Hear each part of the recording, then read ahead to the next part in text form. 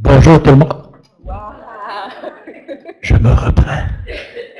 Bonjour tout le monde. Bonjour tout le monde. Êtes-vous fatigué un peu? Beaucoup? Passionnément? Mon nom est Yves Genet. Je suis le directeur de la Société de la retraite, mais à Québec, pour l'Est du Québec finalement. Je vais agir comme modérateur. Le rôle du modérateur, c'est d'essayer de faire en sorte qu'on rentre dans le temps consenti à la présentation de madame est 45 minutes, incluant 10 minutes de questions à l'intérieur du 45. On va déborder probablement un peu, mais c'est pas grave. À un moment donné, je vais vous dire, bon, là, encore 3 questions, parce qu'à un moment donné, il faut qu'on se lève puis qu'on se dégourdisse. On va faire ça le plus facilement, le plus clair possible. Je vais vous présenter, vous voyez le titre, on dit l'ergothérapie et la gestion des défis au quotidien. On dit que c'est une web diffusion. Tournez-vous toutes de bord, on va faire bye-bye. Allez. Faites bye-bye, faites bye-bye. On est chanceux, les gens vous voient. De dos, peut-être. La conférencière s'appelle Amélie Bolduc. Diplômée de l'Université de Montréal, Amélie Bolduc est ergothérapeute au Centre de réadaptation Constance Lethbridge depuis 2006. Grâce à une approche axée sur la prise en charge personnelle, elle participe à la réadaptation de clients atteints de maladies rhumatismales afin d'optimiser leur fonctionnement et le maintien de leur autonomie au quotidien. Ces petits bouts de phrase-là, c'est très important. Mme Bolduc partage son expertise par divers moyens, notamment la supervision de stagiaires et l'enseignement au cours de rhumatologie aux étudiants en ergothérapie. Elle fait de l'animation d'ateliers d'éducation pour la Société de la retraite. On accueille Mme Émilie Bolduc. Bonjour tout le monde et bonjour les gens sur le web. C'est ma première diffusion web. Je trouve ça bien excitant. Merci de m'avoir choisi pour votre dessert de la journée. Vraiment, je vais essayer d'être à la hauteur. Je suis consciente que c'est la fin de la journée et que tout le monde est sur le déclin. J'espère que ma présentation va vous stimuler aujourd'hui en la gestion des défis du quotidien. Ça passe par beaucoup de choses. J'ai 45 minutes incluant les questions, fait que je vais être relativement concise parce que j'ai l'impression qu'il va probablement y avoir beaucoup de questions de votre part. Donc, commençons. Le plan de la rencontre que je vous propose aujourd'hui, premièrement, une petite introduction sur ce que c'est l'ergothérapie. On va parler des principes et des concepts d'autogestion de la condition, puis tout ce qui concerne la protection articulaire.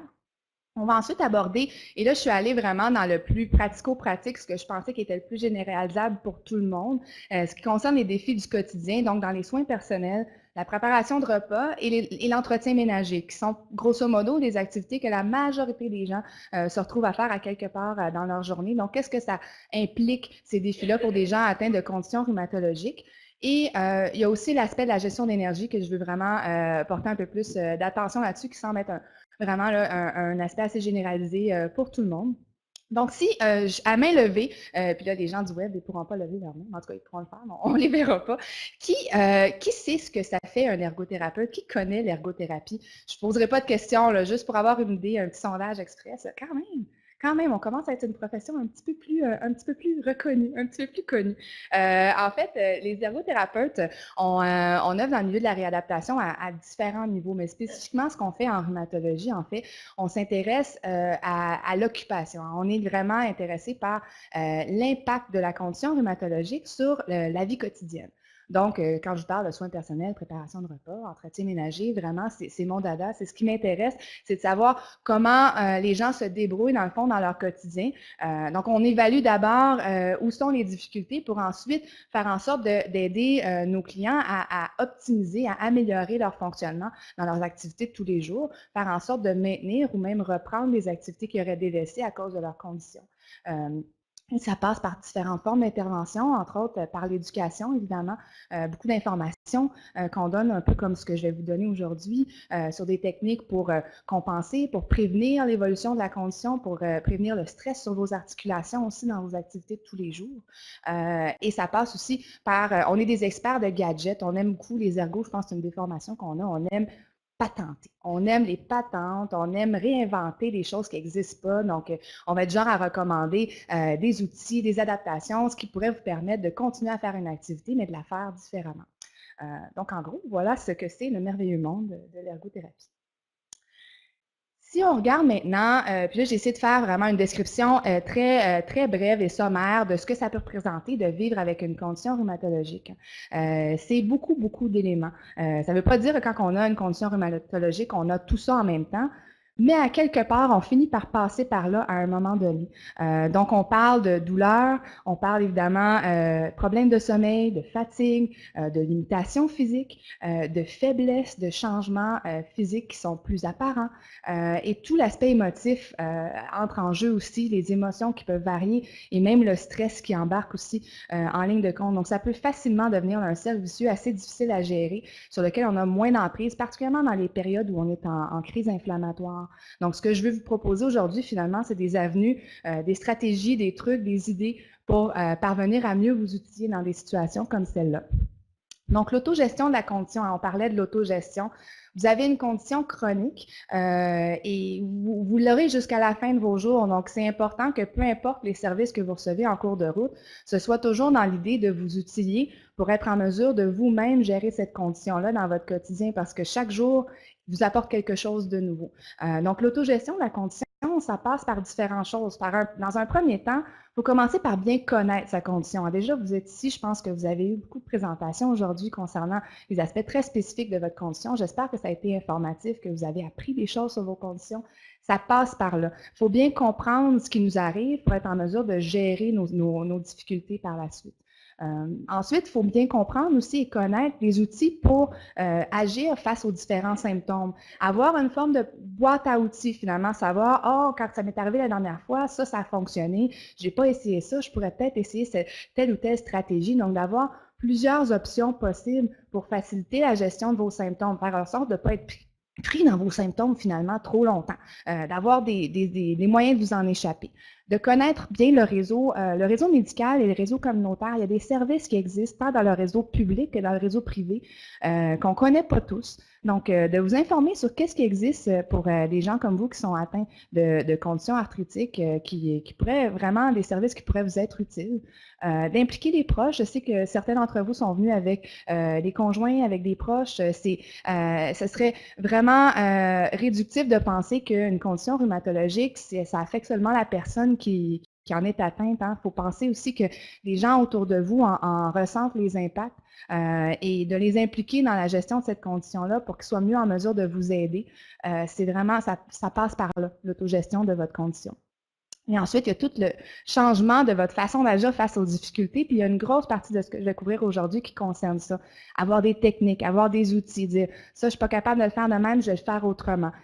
Comment faire autrement finalement? Donc, l'autogestion, ça passe beaucoup par ces principes-là. Si on regardait maintenant la protection articulaire, c'est un concept, on peut même l'élargir à l'autogestion de la condition en général. J'ai essayé de vous l'illustrer dans un schéma assez simple pour vous montrer finalement quand on est atteint d'une condition rhumatologique, peu importe laquelle, il y a toujours une composante de douleur, de fatigue, d'inflammation articulaire. Si par la protection articulaire, on entend ce que je vais couvrir plus tard en ce qui concerne des techniques, des outils, faire attention à ce que je fais, faire les choses mieux pour protéger mes articulations, bien, ça fait en sorte que je stresse moins mes articulations dans l'activité. Moins je stresse mes articulations, plus je contribue à diminuer mon niveau de douleur, mon niveau de fatigue associé et mon niveau d'inflammation. Qui dit moins de tout ça, dit aussi moins de dommages articulaires. Et c'est ce qu'on veut éviter en bout de ligne, c'est ça, parce qu'une fois que le dommage est fait, on sait que on ne vient pas en arrière. Hein. Donc, il y a quand même une grande part à jouer de comment vous faites dans votre quotidien, comment vous gérez vos activités quotidiennes. Ça a une grande influence sur vraiment la détérioration de vos articulations. C'est pas simplement, ce serait trop facile de dire, je prends mon médicament, puis c'est comme ça que je gère mon arthrite. Ça va beaucoup plus loin que ça. J'espère que vous allez l'apprendre aujourd'hui. Donc, si on regarde, dans un premier temps, les défis du quotidien qui peuvent représenter dans les soins personnels, différents points. Il faut penser que les soins personnels en tant que tels, ça comporte plusieurs choses. On parle, tu sais, se laver, s'habiller en général. Tu sais, c'est pas rare que j'entends des gens qui me disent, ça me prend des fois au-dessus d'une heure à me préparer le matin, puis j'ai le goût d'aller me recoucher une fois que c'est fait. Fatiguée. J'ai fait ma journée, là, c'est fini. Fini puis capable. Combien de gens me disent ça, à quel point on dit, mais j'ai même pas rien fait encore. Je me suis juste préparée à faire quelque chose, puis j'en peux plus. Parce que, en fait, il y a toutes sortes de choses qui semblent anodines, mais qui, pour une personne qui a une condition rhumatologique, peuvent devenir vraiment embêtantes. Des défis, entre autres, qu'on retrouve dans les tâches des soins personnels, ça peut passer par les petites manipulations. Des gens qui ont des atteintes au niveau des mains, les boutons, les fermetures éclairs. Et ça peut être un casse-tête, des fois, on se reprend 3 puis 4 fois pour attacher une chemise, c'est fâchant. Il y a des régions qui sont plus difficiles à atteindre, les gens qui ont entre autres la spondylite, qui ont des atteintes au niveau de la colonne, se pencher pour mettre ses bas, se laver les pieds, c'est toutes des choses qui sont plus difficiles à faire, des gens qui ont de l'arthrite aux épaules, se laver les cheveux. Il y a des régions vraiment où c'est plus embêtant, c'est des mouvements qu'on a plus de difficultés, plus de douleur à faire. Il y a des choses aussi dans les soins personnels qui demandent beaucoup de force de préhension. On pense entre autres à juste tourner un robinet, appuyer sur une bouteille de shampoing. C'est des petites choses anodines qu'on pense pas. Là, ouais, je force un peu, c'est pas pire, mais c'est toutes des petites choses comme ça qui s'accumulent, qui font que tout prend un peu plus de temps, un peu plus d'énergie, puis qui fait qu'au bout du compte, on est plus fatigué. Ça, c'est sans compter tout ce qui implique la tolérance debout. Des fois, on a moins d'endurance à rester debout, on a mal aux pieds, on a mal au dos, l'équilibre. Les gens qui ont moins d'équilibre aussi, ça peut les mettre à risque de toutes sortes de façons. Donc, vraiment, dans les soins personnels, il y a quand même beaucoup, beaucoup de choses à considérer. Sans oublier aussi l'aspect de l'autonomie. Je l'ai mis dans la petite bulle parce que s'il y a bien une chose qu'on veut continuer à faire seul, c'est bien ça. On veut se laver, s'habiller par soi-même. C'est pas nécessairement quelque chose, c'est pas comme la préparation de repas, dire « Chérie, peux-tu couper les légumes? » Chérie, peux-tu me laver le dos? Ouais, à la limite, mais je vais me laver le reste. Fait que, il reste toujours une notion de. Il y a toujours cet aspect d'autonomie qu'on veut conserver dans les soins personnels, puis ça, on le comprend très bien. Là. Donc, si on regarde un petit peu. Et là, ce que je vous propose aujourd'hui, c'est vraiment. Je reste dans les généralités parce que chacun a des situations différentes. C'est des questions que je vous lance, à savoir, vous êtes-vous déjà demandé? Vous êtes-vous déjà demandé? Est-ce que je suis sécuritaire quand j'embarque et quand je débarque du bain? Est-ce que quand je me lève de la toilette, j'ai beaucoup de misère, puis je perds l'équilibre un peu, puis je me raccroche au cadre de porte? Est-ce que quand j'enjambe le rebord du bain, je m'accroche à pôle à rideau ou au rideau? Puis je m'organise. Je suis jamais tombée. Je suis jamais tombée. Donc, tu sais, est-ce que ça vous est déjà arrivé de vous poser ces questions-là? Parce qu'il existe toutes sortes de mesures, tu sais, pour s'assurer de sécuriser vraiment la salle de bain, entre autres. Des barres d'appui, des tapis antidérapants, c'est toutes des choses qu'on retrouve dans les commerces. On se dit, ah, j'ai pas besoin de ça, jusqu'à temps que quelque chose arrive. Donc, il faut toujours quand même se poser la question. Puis, il y a beaucoup de ces stratégies-là qu'on vous suggère de façon préventive. C'est pas nécessairement quand j'aurai de la difficulté, je m'en occuperai ou quand j'aurai de la difficulté, je changerai peut-être à cette option-là. C'est un peu le même principe avec le banc de bain que je vous illustre en bas.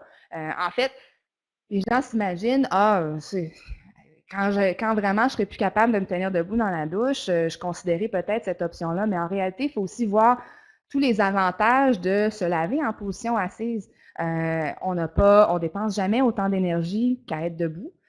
On atteint beaucoup plus facilement nos pieds en étant assis. On est beaucoup plus sécuritaire, on a moins de chances de perdre l'équilibre. Si je ferme les yeux pour me laver les cheveux, j'ai moins de chances d'être étourdie. C'est toutes sortes de petites choses comme ça. On dit, ouais, finalement, c'est à considérer. Est-ce que ça vous permettrait de sauver de l'énergie, par exemple, pour en investir plus dans une autre activité plus tard? Des fois, ça vaut la peine de le prendre en considération. Bon, idée. J'ai toujours une petite diapositive suite à chaque section qui parle de gadgets, parce que j'ai dit, moi j'aime bien les gadgets. Mais il n'y en a pas tant que ça, des gadgets, mais c'est des idées de qu'est-ce qui se retrouve finalement dans les commerces en général. Des outils à long manche pour tout tous ceux qui ont de la difficulté à atteindre certaines régions. On parlait tantôt, mais il existe des éponges à long manche. On pense souvent à l'éponge à long manche pour se laver le dos, mais c'est aussi pratique pour se laver les pieds. On n'y pense pas souvent, mais tu sais, quand on a de la difficulté à se pencher pour se laver les pieds, on peut utiliser la même éponge pour se laver en dessous des pieds puis avoir à se pencher beaucoup moins. Donc, c'est une idée vraiment qui peut changer quand même votre quotidien. Tout ce qui est les gros manches, hein, les outils, privilégiés les gens qui ont des troubles au niveau des mains, des atteintes articulaires au niveau des mains. Dès que le manche est plus gros, on serre moins, c'est beaucoup plus confortable au niveau de la prise. Donc, songez aux brosses à dents électriques qui sont avec des manches un peu plus gros. Les brosses à cheveux aussi sont de plus en plus faites avec des gros manches. Donc, c'est quand même assez facilitant. Dites-vous, plus le manche est gros, mieux c'est. Quand on a de l'arthrite aux mains, là, vraiment, la grosseur du manche, elle a vraiment une incidence. Puis ensuite, il existe des outils adaptés que vous connaissez peut-être pas. Je pourrais faire un autre sondage, mais je ne perdrai pas de temps là-dessus. Mais l'outil que vous voyez, qui a des espèces de des petits tentacules en caoutchouc, là, ça se trouve à être un outil pour laver les cheveux. Ça simule une main qui se savonne les cheveux. Dans le fond, pour les gens qui ont de la difficulté à atteindre leurs cheveux pour se les laver, c'est un outil qui existe pour ça. Et il y en existe évidemment plein d'autres. Des coupe-ongles adaptés pour ceux qui ont de la difficulté à appuyer pour enfoncer, pour couper les ongles. Il y a des coupe-ongles qui sont sur une base, fixés sur une base pour avoir un peu plus de facilité à se couper les ongles. Donc, c'est toutes sortes de choses qu'une ergothérapeute pourrait là, vous parler plus spécifiquement selon vos besoins, évidemment. S'habiller. Là, je reviens encore à l'idée assis ou debout. Debout, sur une jambe, appuyé contre le mur, un peu tout croche, on a mal dans le dos, mais on se dit « Ah, c'est pas grave, on va faire ça vite. » Ou assis. Mais pensez-y, on dit « Ah, je l'ai toujours fait comme ça. » Puis des fois, c'est des habitudes, mais ça a vraiment une influence tant sur nos articulations. On est tous déséquilibrés, c'est beaucoup plus facile de perdre l'équilibre. Imaginez, vous manquez votre cou, le pied reste pris dans la jambe du pantalon, vous perdez l'équilibre, vous tombez. Puis non seulement ça, c'est que c'est beaucoup plus fatigant de s'habiller dans une position debout, surtout pour mettre des pantalons, par exemple, que de le faire assis. Donc, il faut considérer. C'est un choix à faire, si vous souhaitez dépenser l'énergie là-dessus plutôt qu'autre chose. On parlera de gestion d'énergie aussi plus tard. Il y a beaucoup de choses à considérer dans le choix de vos vêtements aussi. La grandeur, la souplesse des tissus, les cols roulés versus les grands cols. Alors, on s'entend que les cols roulés, là, c'est pas la chose la plus facile au monde à mettre.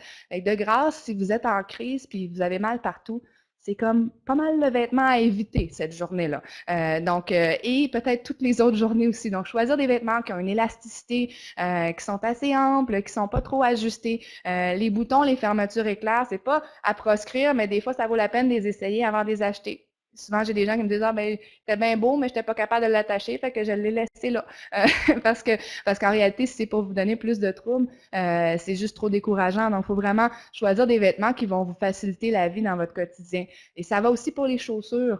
Des chaussures lacées, c'est beaucoup plus long à attacher que des chaussures à velcro. Et maintenant, on en a de plus en plus des chaussures à velcro ou même avec une ouverture élastique. Donc, il y a quand même une panoplie de possibilités au niveau des chaussures pour vous éviter d'avoir à vraiment faire vos lacets par vous-même si la dextérité est un problème ou même juste de se pencher. Et capsule gadget.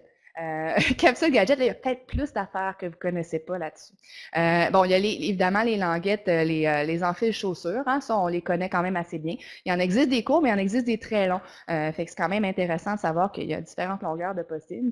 Le bâton que vous voyez en bas dans les longs manches, c'est un accessoire d'habillage. Hein. Il y a toutes sortes de crochets disponibles sur ce bâton-là. C'est pour les gens qui ont la difficulté à atteindre, par exemple, enfiler une chemise, un chandail, quand il y a juste remonter une bretelle de brassière. Des fois, quand vraiment il y a certaines zones qui sont plus difficiles à atteindre, on va pratiquer avec, ça vous fait comme une rallonge finalement. Ce bâton-là devient une extension de votre bras pour les gens qui ont vraiment plus de restrictions au niveau de leur mobilité. C'est d'emblée pas quelque chose qu'on recommanderait à quelqu'un qui est relativement fonctionnel, mais tout dépendant de vos niveaux de difficulté, ça fait partie des outils qu'on considérerait. Il existe, au niveau des gros manches, cet outil-là, c'est un enfile-bouton. C'est un outil assez magique qui est conçu pour enfiler des boutons c'est comme un peu le principe du crochet. Donc, vraiment, ça ne demande pas beaucoup de dextérité parce qu'on met la main sur le gros manche, on passe par la boutonnière et on tire, puis ça se fait. Il y a même des gens, des hémiplégiques qui ont eu des AVC qui font ça à une main.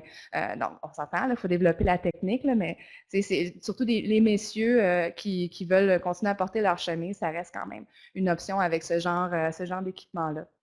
Il existe des outils intéressants aussi pour enfiler les bas. On les appelle les enfile-bas.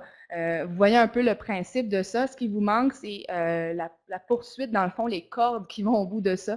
Finalement, c'est un outil qui est relativement long. L'idée, c'est qu'on met le bas sur l'enfile-bas, on le lance au sol et on maintient par les cordes et on tire les cordes. Donc, ça nous évite de se pencher pour enfiler le bas. Et ça enfile le bas là, vraiment à une vitesse assez incroyable. C'est très efficace puis ça nous évite de se pencher. Donc, il y a souvent des gens qui sont un petit peu plus réfractaires à ce genre d'équipement-là parce qu'ils disent « Ah, ben je suis encore capable. C'est ça. Oui, il y a toujours la notion de oui, je suis encore capable, mais c'est à quel prix? Est-ce que vous êtes très essoufflé? Est-ce que vous avez mal dans le dos? Est-ce que vous êtes complètement épuisé après de l'avoir fait? Est-ce que vous avez la hanche qui vous fait tellement souffrir parce que vous êtes croisé la jambe? Donc, c'est tout ça, là. Quelles sont les conséquences d'être encore capable de le faire comme vous l'avez toujours fait? Puis, quel serait l'avantage de le faire différemment au bout de la ligne? C'est un peu le questionnement qu'on lance à nos clients. Puis les extensions, hein, c'est ça, je ne l'ai pas nommé, mais les extensions pour les fermetures éclairs aussi. Les gens qui ont plus de difficultés à pincer les fermetures éclairs, souvent, je vais même juste suggérer un anneau de porte-clés. Habituellement, toutes les fermetures éclairs, ils ont un petit trou au bout, là. Donc, un anneau de porte-clés ou juste une petite loupe de ruban pour faire comme une extension. Ça vous permet de glisser un doigt dans le trou, puis ça rend la glissière plus facile à manipuler. C'est un peu comme le principe des glissières à manteau d'hiver qui sont souvent munies d'une extension. Souvent, ça peut aider les gens qui ont vraiment plus de difficultés au niveau de leurs doigts. Ça va jusqu'à présent? Je ne vous perds pas, je ne vois pas personne qui... C'est bon. La préparation de repas. Un autre aspect hein, qui peut demander quand même un certain temps dans le quotidien. Puis je vous lance la question, hein, c'est quand est-ce souvent on se néglige, hein, on ne veut pas nécessairement passer trop de temps dans la cuisine, puis le dernier bon repas maison, une bonne lasagne ou une grosse soupe aux légumes, ou les repas qui demandent un peu plus de préparation, souvent c'est ceux qu'on va laisser de côté parce qu'on n'a juste pas l'énergie pour, parce qu'en fait les défis associés à la préparation de repas, oui, ils sont nombreux. Il y a beaucoup de manipulations. Donc, encore une fois, hein, les gens qui ont des difficultés, des atteintes arthritiques au niveau des doigts, des poignets, des pouces, la préparation de repas, là, vraiment, ça va devenir un défi de tous les instants. Et même pour les gens qui ont des problèmes de dos, d'être debout pendant un certain temps, penché au-dessus de ce qu'on fait, ça peut aussi devenir relativement difficile. Puis c'est fatigant de cuisiner, je veux pas, hein, c'est quand même fatigant. On est une demande énergétique associée. Donc, deux pistes en fait qu'on va explorer à ce niveau-ci, c'est de penser à vous faciliter la vie. Parce que souvent, on est habitué à un certain moule. Hein, on se dit, ben, j'ai toujours fait les choses d'une certaine façon, je vais continuer à les faire comme ça. Maintenant, ça vaudrait peut-être la peine de revenir en arrière, de dire, bon, est-ce qu'il y a moyen peut-être de faire les choses différemment et que ce soit quand même acceptable pour moi, que le résultat soit encore plus intéressant et que les conséquences soient moins importantes sur moi-même. Mais aussi d'avoir un plan B. Souvent, je vais suggérer aux gens de considérer l'idée de la journée que vous n'êtes pas en forme, mais de toujours avoir à votre disposition un plan B, que ce soit le numéro de téléphone de la livraison du coin de la rue, que ce soit un restant dans le congélateur, des choses que vous avez. Des fois, il y a des traiteurs même dans la communauté de plus en plus où on peut acheter des petites portions individuelles. Donc, de jamais rester au dépourvu. Il ne faut pas évidemment sauter de repas, mais de toujours vous assurer d'avoir la possibilité d'avoir un repas qui est vite fait ou pratiquement tout fait pour les moments où ça va moins bien. Parce qu'il y en a des journées comme ça, donc il faut prévoir ces journées-là également.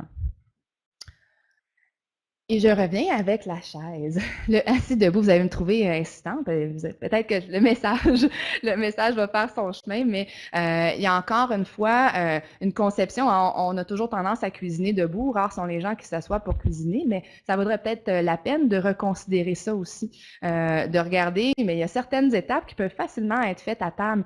Couper des légumes, éplucher des légumes, ça se fait assis. Ça se fait très bien assis. Il y a des choses qui se font moins bien assis. Brasser dans le chaudron, laver des légumes, on n'a pas le choix d'être debout, mais au moins, il y a des choses qui peuvent peut-être être réparties, des étapes qui peuvent être réparties en se faisant assise, qui vont nécessairement vous demander moins d'énergie que d'être debout en continu. Donc, ça, c'est une stratégie parmi tant d'autres.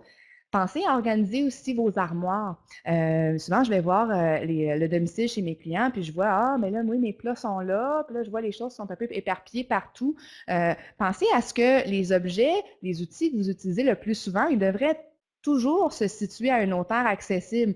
Accessible voulant dire, évidemment, d'éviter le plus possible de se pencher. Les chaudrons que vous utilisez le plus souvent, ils ne devraient pas être complètement dans le fond de l'armoire, dans l'étage du bas, là.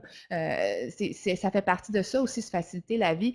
Repenser vos espaces de rangement. Des fois, ça vaut la peine d'ouvrir toutes les portes d'armoire, s'asseoir dans votre cuisine, puis regarder ça, là, puis dire qu'est-ce que j'utilise beaucoup, qu'est-ce que j'utilise moins, puis repenser votre espace parce que chaque fois que vous allez vous pencher pour aller chercher cet outil-là, bien, vous allez dépenser un certain montant d'énergie, vous allez faire un effort qui n'est peut-être pas nécessaire en bout de ligne si tout ça était repensé. Et je vais parler d'orthèse tantôt, mais c'est possible que pour les gens qui aient des difficultés au niveau des poignets, les pouces entre autres, qui pourraient bénéficier d'utiliser une orthèse pendant les manipulations de la préparation de repas. Donc, je vous expliquerai de quel genre d'orthèse il s'agit. Au niveau, je reviens beaucoup à les manipulations sont assez prédominantes là, dans la préparation de repas.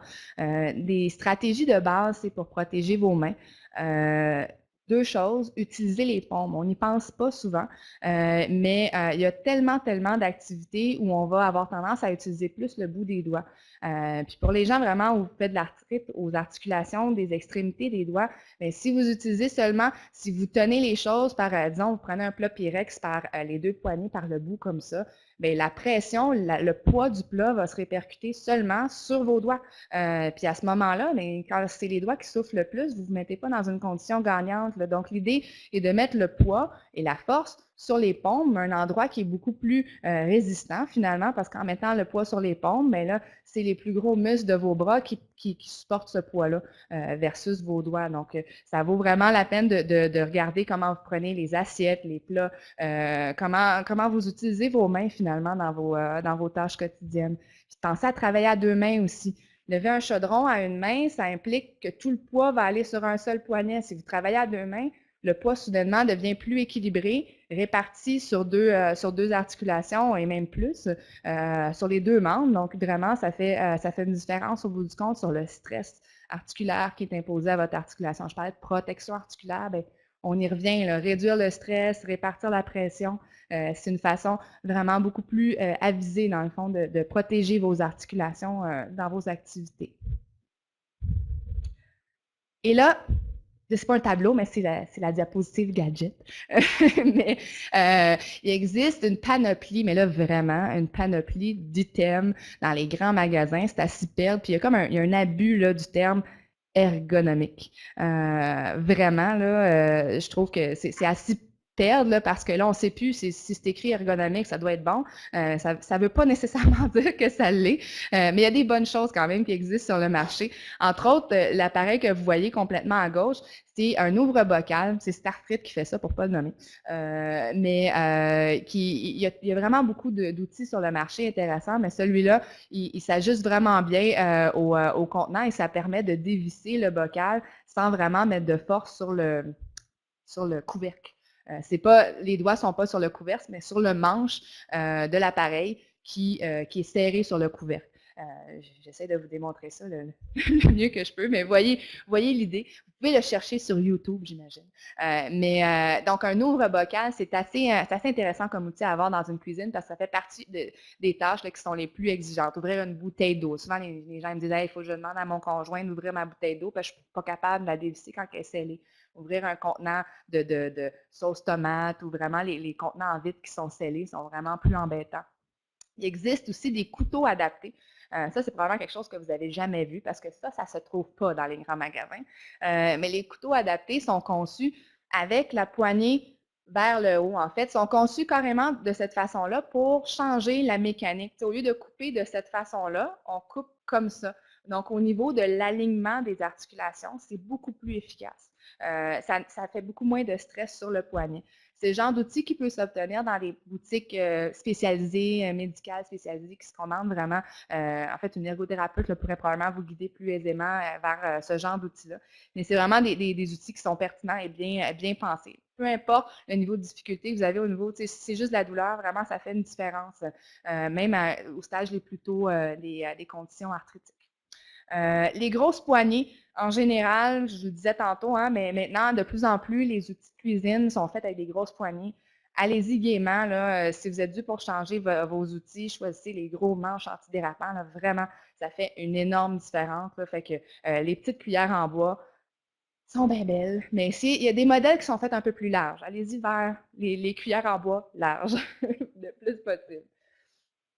Puis dans les défis du quotidien, on finit avec l'entretien ménager. Je suis pas pire dans le temps? Ça va très bien. Mais je parle pas trop vite non plus. Non, non, ça va. Est-ce qu'elle parle trop vite? Je parle-tu trop vite? Non, ok, c'est beau. Des fois, je m'emporte parce que j'ai tellement d'affaires à vous raconter. Euh, mais donc, la tâche domestique, hein, la plus exigeante, c'est vraiment, on parlait de la préparation de repas, comment ça pouvait être difficile. L'entretien ménager, c'est la coche de plus. Parce que si vous ne faites pas d'entraînement, l'entraînement que vous faites, c'est dans votre ménage. Ça nécessite à peu près toutes les composantes physiques possibles, la force, l'endurance, l'énergie. Ça nécessite de vous pencher, de vous étirer dans toutes les positions possibles et imaginables. Donc, c'est souvent ce qui fait en sorte que cette tâche-là, elle est si difficile à réaliser. Et là, c'est sûr qu'il faut peut-être penser un petit peu, on dit think outside the box, là, mais tu sais, essayer de reculer en vous regardant aller, peut-être que je pourrais faire les choses différemment. Je les ai toujours faites de cette façon-là. Comment est-ce que je pourrais réaménager ma façon de faire, que ça soit plus réaliste? Puis je glisse un mot aussi. On est beaucoup de dames dans la salle aujourd'hui. Je sais que c'est quelque chose de particulièrement féminin, puis c'est un préjugé que j'admets officiellement. Les attentes pour le ménage, là, c'est quelque chose. Il y a une façon de faire les choses, de plier les serviettes dans l'armoire, de sortir les vidanges à telle heure. Il y a des critères, il y a des standards de qualité là, qu'on s'est fixés dans notre façon de faire le ménage qui fait en sorte que il n'y a rien qu'une façon de le faire. Puis bon, j'entends du monde rire. Regarde, je me reconnais là-dedans, là, fait que je l'admets, là, ça ne veut pas dire que tout le monde est comme ça, mais si c'est votre cas, mais entendez-le. En fait, les attentes que vous avez, non seulement vont influencer votre façon de faire l'activité, c'est-à-dire que vous allez y investir plus de temps, plus d'énergie, parce que vous voulez atteindre un niveau de perfection qui est très, très élevé. Donc, si vous souhaitez continuer dans ce sens-là, c'est très correct, mais soyez au moins conscient de ça. Et ça va aussi influencer l'aide que vous allez demander. Parce que ça, des fois, vous dites, ah, mais là, au niveau du ménage, j'ai de la misère, je vais demander l'aide de mon conjoint, de ma conjointe. Et là, ça se fait pas toujours comme qu'on veut. Non, non, non. Puis là, toutes sortes de discussions peuvent partir là-dessus. Là. Ça se fait pas comme qu'on veut, ça se fait pas dans les délais qu'on voudrait non plus. Donc, ça peut amener toutes sortes de petites animosités dans le couple ou même dans la famille ou dans les aidants. Donc, ceci étant dit, prenez conscience quand même des attentes que vous avez quand vous demandez l'aide de quelqu'un ou les attentes que vous avez quand vous faites l'activité. Surtout dans le cadre du ménage, je trouve que c'est un point à considérer. Et on va reparler des orthèses tantôt. Au niveau mécanique, là, excusez mes images, c'est tiré d'un guide qui a été refotocopié, je ne sais plus combien de fois, mais c'est difficile d'avoir des images pour ça, fait qu'on se contente de ça, ça date de 1980 et quelques, mais c'est toujours autant d'actualité. Comment faire les choses autrement? Ça passe par, regardez-vous aller. Combien de fois vous allez être penché, plié en deux, à faire quelque chose comme trier des vêtements par terre ou récurer le plancher avec le dos complètement plié. Tout ça, ça s'accumule hein, dans une journée. Puis à un moment donné, ah, mais j'ai pas de problème de dos. Hein. Peut-être. Pas encore. Ça, c'est une chose. Mais ça ne veut pas dire que ça ne vous demande pas de l'énergie de le faire de cette façon-là. Est-ce qu'il y a une façon de le faire plus simplement en étant le dos plus droit, en changeant un petit peu, en vous positionnant différemment, en classant, par exemple, les vêtements quand vous faites la lessive au-dessus de la machine plutôt qu'à terre. Tu sais, des fois, ah, j'ai jamais pensé, j'ai jamais fait de même, j'ai jamais pensé de le faire autrement. Mais c'est toutes des petites choses qui finissent par faire une grosse différence. Ici aussi, de se pencher plutôt que d'être à genoux. Pour les gens qui sont en mesure de se mettre à genoux, évidemment, c'est pas toujours indiqué pour tout le monde, ou s'étirer pour nettoyer des choses qui sont très, très hautes, de penser à s'installer sur un petit tabouret. Évidemment, si l'équilibre vous le permet, j'ai toujours un bémol, il y a des gens qui sont pas très solides, que je voudrais pas non plus, là.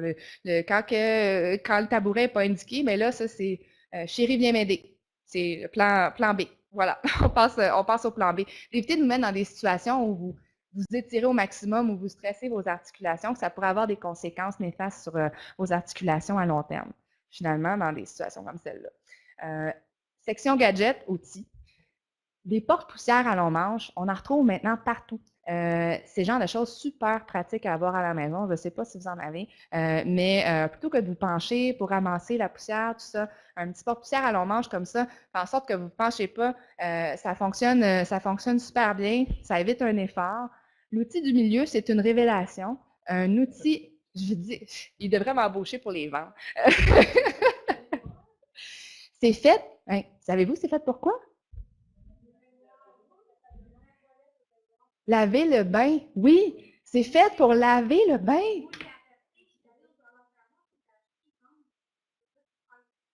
Oui. Comme une petite brosse, là? Ouais, ouais. Avec ça. Bien, l'idée du long manche est excellente. C'est une super bonne idée. Ça n'a pas besoin d'être l'outil qui est fait comme ça, mais laver le bain, là, c'est épouvantablement difficile, là, à genoux étiré, tout croche, là. Donc, un outil à long manche, patenté ou fait pour ça, c'est clairement la meilleure chose que vous pouvez faire ou demander à quelqu'un de le faire pour vous. Ça, c'est l'autre option. OK. C'est parfait. C'est fait, puis c'est réglé. Donc, vraiment, l'idée d'avoir un manche, ça vous évite de vous pencher, de vous étirer. Donc, c'est le même principe pour les brosses à toilette. Maintenant, on s'entend, tout le monde a pas mal ça, une brosse à toilette, mais ça évite quand même de se pencher puis de faire cet effort supplémentaire-là. Donc, toujours penser long manche, un outil qui est léger, qui est pratico-pratique. Puis de plus en plus maintenant, dans les magasins, on va trouver là, des outils qui sont bien pensés, écologiques, réutilisables, etc., etc. Là. Donc, dès que vous voyez quelque chose léger, long manche, posez-vous la question, « Hey, j'ai-tu besoin de ça? » Moi, peut-être. Peut-être. Ça pourrait être une bonne idée. Je reviens sur l'idée des orthèses. J'en ai parlé pour la cuisine et pour l'entretien ménager. Ces orthèses-là, bon, il en existe sur mesure qui peuvent être faites par des ergothérapeutes ou des orthésistes dans des laboratoires ou des cliniques d'ergothérapie ou des laboratoires orthopédiques, ou on peut même en trouver dans les pharmacies ou les magasins spécialisés. C'est probablement quelque chose que vous avez déjà vu à peu près. Donc, les gens qui auraient des douleurs, que ce soit au pouce, au poignet ou aux deux, lors d'activités manuelles, c'est un outil qui est quand même à considérer. Finalement, l'orthèse sert à prendre le stress que vous metteriez sur votre articulation. Ça préserve votre articulation de ce stress-là. Ça permet évidemment de gérer les douleurs, l'inflammation, puis à long terme, de prévenir la détérioration de vos articulations. Ça pourrait être indiqué d'utiliser ce genre d'orthèse-là dans les activités où vous planifiez forcé, où vous savez que ça pourrait peut-être vous faire mal. Donc, c'est pas nécessairement conseillé de porter ces orthèses-là en tout temps. On veut quand même que l'articulation bouge, mais ça peut être utilisé dans des contextes spécifiques où vous savez que vous avez forcé puis vous voulez protéger votre articulation. Énergie. Petit cochon rose. Je vais vous expliquer l'idée du petit cochon rose, vous allez comprendre. Qui dit arthrite dit fatigue. En gros, je dirais à peu près toutes les conditions auto-immunes viennent avec une composante de fatigue associée. Donc, c'est sûr que les gens qui feraient, par exemple, une forme d'arthrose, en général, la fatigue ne vient pas avec. Elle peut venir avec d'autres conditions, mais la fatigue fait vraiment partie du quotidien des gens atteints de conditions d'arthrite inflammatoire. Donc, ça devient d'autant plus important d'avoir une saine gestion de votre énergie, particulièrement pendant les périodes de crise où souvent l'énergie est encore moins là. L'idée du petit cochon rose, c'est une analogie. Essayez de voir votre énergie comme un compte en banque. Dites-vous, je mets de l'argent en banque, je mets de l'énergie en banque quand je me repose, quand je dors, et ensuite, je la dépense dans ma journée en faisant mes activités. L'idée, c'est de dépenser votre énergie consciemment pour éviter de tomber dans les dettes. Hein? Fait qu'il faut dépenser de façon réaliste, il faut dépenser de façon avisée et réfléchie, surtout quand on part avec un plus petit budget. Comme c'est souvent le cas des gens qui ont une condition arthritique, on part avec un niveau d'énergie qui est en bas de la moyenne. Fait que, tu sais, on n'est peut-être pas à 50%, mais on est des fois pas loin du 50. Tu sais, fait que c'est des journées qu'on se lève le matin, mais on dit, on n'a pas beaucoup, ben là, on ajuste en fonction de ce niveau d'énergie-là pour éviter de tomber dans les excès, finalement. Et ça, monsieur l'alongateur qui a besoin d'être craqué, c'est le cercle vicieux de la fatigue. Je ne sais pas si vous vous reconnaissez un petit peu là-dedans, mais et c'est vraiment un cercle vicieux, hein. Plus on est fatigué, moins on en fait. Moins on en fait, moins on se sent bien. On se sent poche, pour dire les vraies choses. On se sent incompétent. On sent qu'on n'en fait pas assez. On se sent coupable. On se met à stresser. Puis là, ben, stressé pour tout ce qu'on n'arrive pas à faire. Puis là, plus on est stressé, plus on est fatigué. Et ainsi de suite. Donc, finalement, c'est un cercle vicieux qu'on voit là, régulièrement. Les gens ils ont de la difficulté à reprendre le dessus, finalement, dans une condition où on est habitué d'avoir un certain rythme de vie. Puis là, tout est débalancé. On ne sait plus par où prendre la situation parce que ça demande un réajustement complet. Puis il faut vraiment prendre un recul pour arriver à gérer cette situation-là. Donc, les principes de gestion d'énergie, et là, on y va assez simplement. Des notions assez claires au niveau de la planification des activités. Dans un premier temps, ceux qui utilisent des listes de choses à faire, bravo, tant mieux.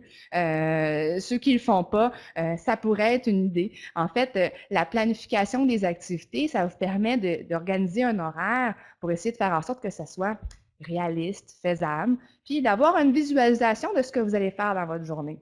Et la planification devrait être en fonction de comment vous vous sentez cette journée-là. Vous pouvez dire, mercredi, je vais faire ça. Puis là, finalement, mercredi, vous vous levez, ben là, je vais changer mon plan. C'est correct de changer le plan à la dernière minute, mais d'avoir une façon de quand même planifier votre journée pour avoir cette gestion d'énergie-là. Si votre liste, elle se déroule à l'infini, finalement, la liste, ça ne sert plus à grand-chose à part de vous stresser. Là. Fait que l'idée, c'est d'avoir une liste concise jour après jour, peut-être une liste en backup pour le reste de la semaine, puis les choses que j'aurai le temps de faire, je vais les ajouter.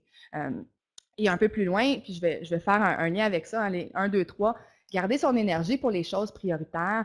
Bien, ça revient à regarder votre planification en priorisant vos activités. Dire s'il y a vraiment une activité ou une chose, une tâche que vous avez à faire qui est à prioriser, il faut absolument que je la fasse aujourd'hui. Bien, vous allez mettre tout votre possible pour que ça fonctionne dans votre horaire. Vous allez faire du ménage, vous allez libérer votre horaire pour que cette tâche-là, ça soit celle qui prenne le plus de place dans votre journée et les autres peuvent attendre. Donc, la priorisation va de pair avec la planification. Vous allez voir, il y a beaucoup de P dans la gestion d'énergie. C'est voulu. Ils ont cherché une façon de rendre ça plus facile à mémoriser. Donc, il y a aussi la simplification des activités. Puis on l'a vu un petit peu en reconsidérant faire les choses autrement. Ben, de simplifier, ça peut être, par exemple, d'utiliser des outils, des petits gadgets, au lieu de vous pencher, au lieu de forcer, vous asseoir, par exemple, au lieu de rester debout. Toutes des petites choses comme ça qui vous permettent de dépenser moins d'énergie, vous en gardez pour autre chose. Donc, quand il y en a moins, c'est vraiment le genre de situation qui peut être gagnante. Là. Prendre du repos régulièrement, c'est un autre élément qui est très important. Et encore plus de le faire avant d'être fatigué. Souvent, les gens ont tendance à s'arrêter une fois que c'est terminé. Mais souvent, c'est trop tard. Puis le fait de s'arrêter en cours de route, on a plus de difficultés avec cette notion-là. On se dit, mais là, il faut finir ce que je suis en train de faire. Puis des fois, ben, c'est pas une bonne idée de le finir aussi. Fait que c'est de prendre vraiment en considération c'est quoi votre tolérance. Dire, ben, je serais peut-être mieux de prendre une pause à toutes les 15-20 minutes. Il y a plus de chances que je finisse mon activité en bout de ligne puis que j'ai encore même de l'énergie pour autre chose. Parce qu'à chaque fois que vous faites une petite pause, bien, vous remettez de l'énergie en banque finalement. Puis une pause, ça ne veut pas dire aller vous étendre pendant 45 minutes. Là. Ça peut juste être de vous asseoir pendant 5 minutes, changer le mal de place, vous étirer un peu, puis vous retournez à ce que vous étiez en train de faire. Et ça peut être vraiment garant d'être en mesure de faire beaucoup plus dans votre journée que de vous pousser puis de fonctionner en ignorant finalement, en ignorant vos limites, en pensant juste au fait que vous devez finir ce que vous étiez en train de faire. Donc, c'est changer un peu votre façon de voir les choses.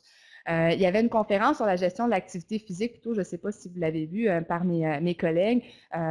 C'est sûr que c'est d'autant plus important dans la gestion d'un horaire. Si vous voulez faire de l'exercice, bien, ça doit être pris en considération, la quantité d'énergie que ça vous prend, choisir le moment opportun dans la journée pour que ça soit réalisable aussi. Puis évidemment, si vous faites une activité physique qui est assez exigeante, bien, de ne pas planifier peut-être une autre sortie tout aussi exigeante dans la même journée. Mettez les chances de votre bord pour que vous ayez le goût de continuer à faire votre activité physique aussi régulièrement. Le sommeil, c'est un autre aspect, évidemment, qui qui est un élément assez fort, là, finalement, dans l'énergie, parce que si on ne dort pas, on n'en a pas d'énergie. C'est pas compliqué.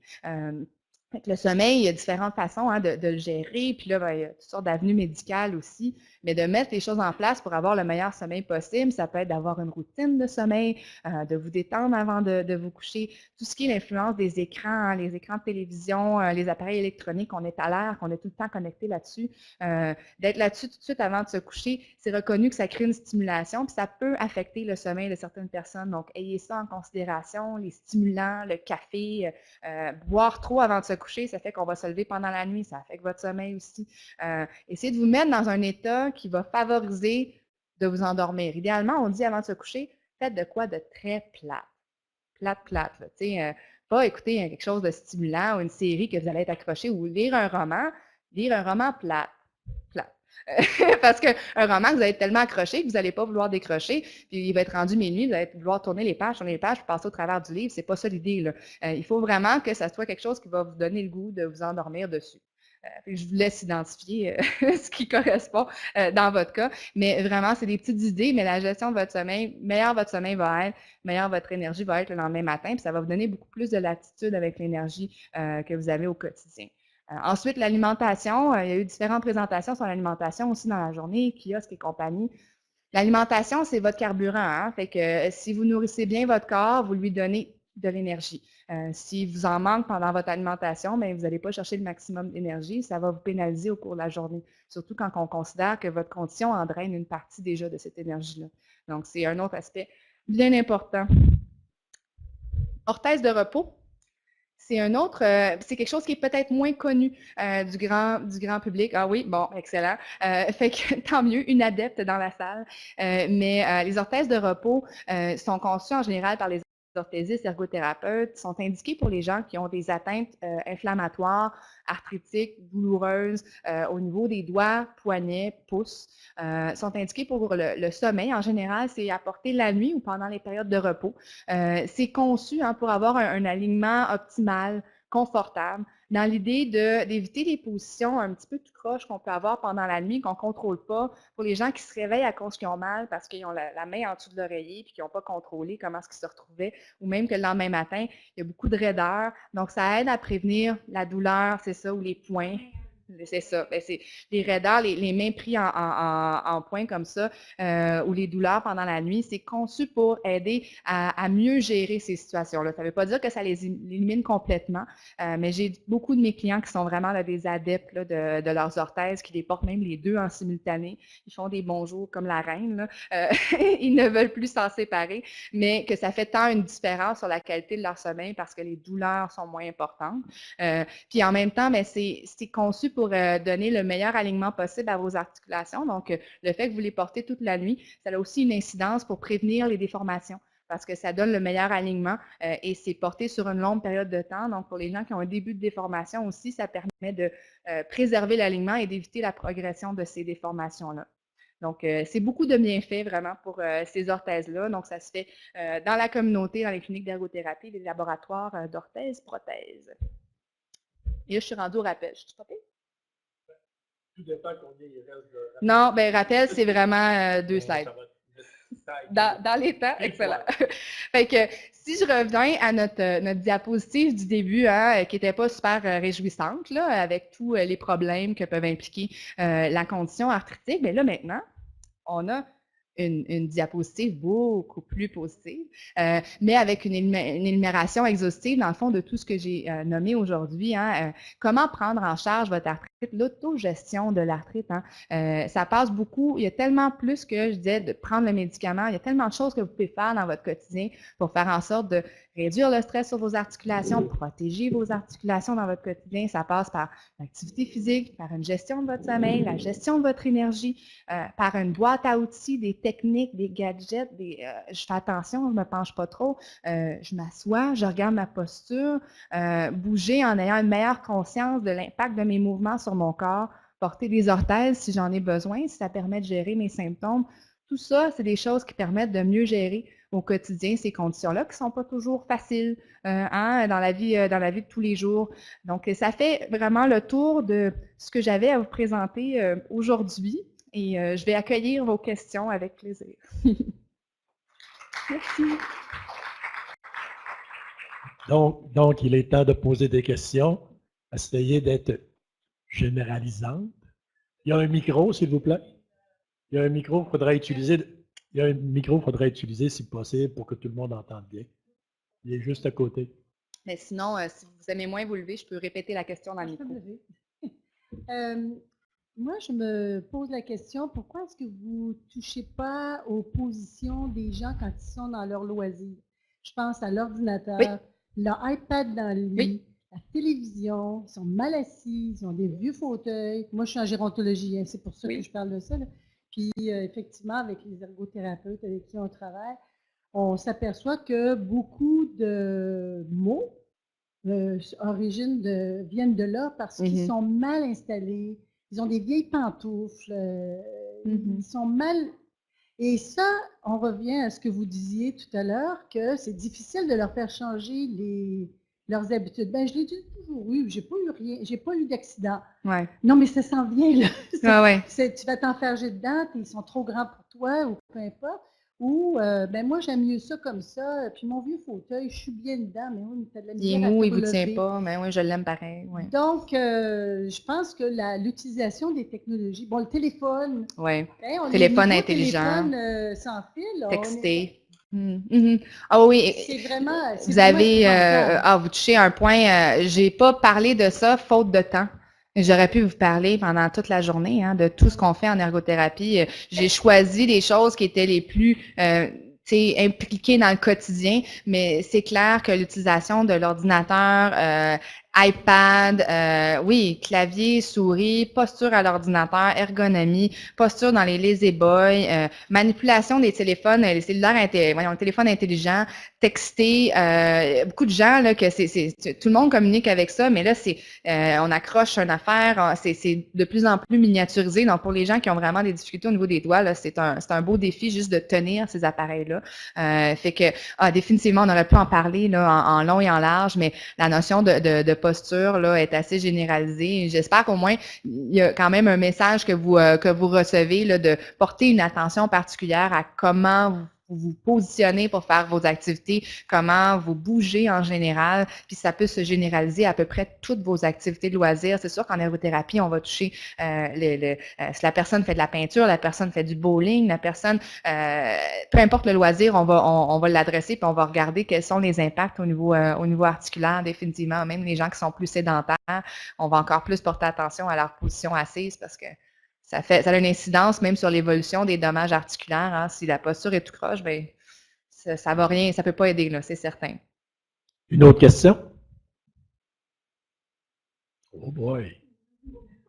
Hey, je vous ai tué avec mon... Hein? Vous pouvez continuer de jaser avec madame. Ben je vous donne encore...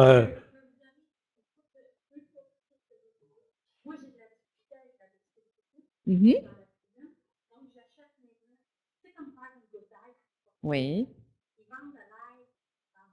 Oui.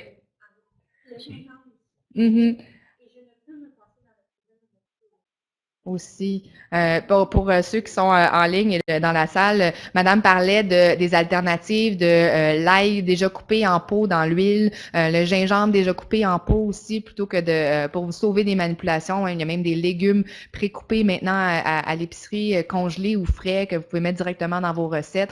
Couteau électrique, tout ce qui est les appareils électriques, robots culinaires, c'est aussi, hein, des fois les gens ils ont une des attentes par rapport à la grosseur des légumes qu'on met dans la sauce à spaghetti, mais ça peut tout se mettre dans le robot culinaire, puis même si c'est un peu plus petit, c'est correct quand même. Donc, tout dépendant là, de vos standards, encore une fois, mais oui, de privilégier les choses toutes faites ou les petits raccourcis qui peuvent faire une différence. La fameuse mandoline. Oui, oui.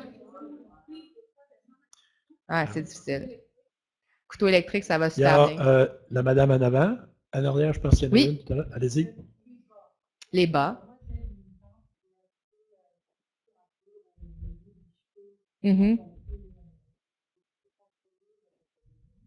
L'enfile bas. Ah oui. Est-ce que c'est des bas, madame parle d'une difficulté pour sa tante à enfiler ses bas, puis avec un enfile bas, ça fonctionne pas. C'est un...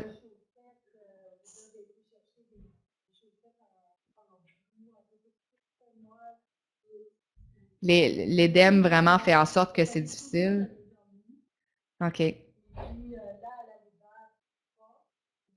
Ouais, les bas supports, c'est un gros défi avec les enfilbas. C'est parce que souvent, ben c'est ça, les bas supports, souvent, c'est assez rare là, que les gens sont en mesure de les mettre eux-mêmes parce qu'en général, quand ils ont besoin de bas supports, ils ont d'autres sortes de difficultés qui font en sorte qu'ils sont pas vraiment capables de... Puis c'est très serré, ça nécessite une manipulation puis une force là, qui est assez importante.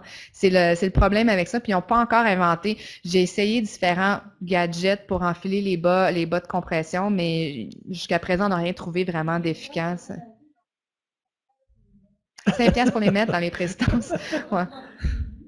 Ouais, ben c'est ça, à tout un prix, visiblement. Ben oui, les proches aidants sont définitivement mis à contribution pour les bas de compression. Malheureusement, pas toujours d'option. Une autre question? Il me semble qu'il y avait une main tout à l'heure dans le secteur gauche. Pas du tout. Secteur gauche. Bon. Question en ligne, non? Non, en ligne, d'accord. Je veux vous rappeler tout d'abord qu'à la page 13 et 14, vous avez une évaluation cochée. Je vais vous inviter à être très généreux. Être très sévère. Non, sûrement pas. Première chose, n'oubliez pas de remettre à la sortie. Et je pense qu'on devrait redire encore une fois merci à Émilie Bolduc pour sa présentation. Ça fait plaisir. Ben, bonne fin de journée. Bonne fin de journée, bonne fin de congrès. Hein. Je pense que ça se clôt. Est-ce que ça se clôt là? Ça se clôt là? Ça se clôt là? Ça se clôt là. Ben, bonne fin de journée et bon retour à la maison.